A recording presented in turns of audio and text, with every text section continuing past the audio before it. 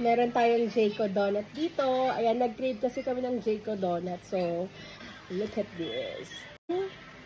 Matcha flavor lang to. So, ito yung green taste nila.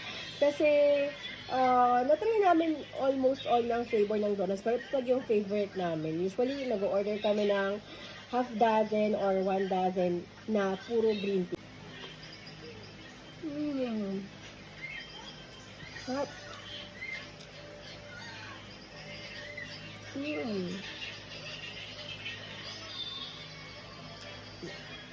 Sarap. Sarap pala ganito. Ito yung matcha. Hindi ako mahilig sa matcha. Pero ito lang yung matcha na tolerate ko. Kasi hindi siya ganun ka dahon ang lasa.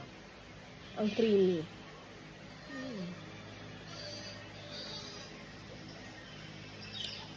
Sarap ang matcha. Siyempre, iba-iba naman tayo ng taste.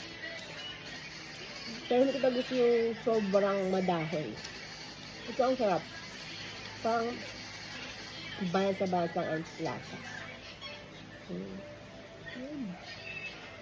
Grabe, oh.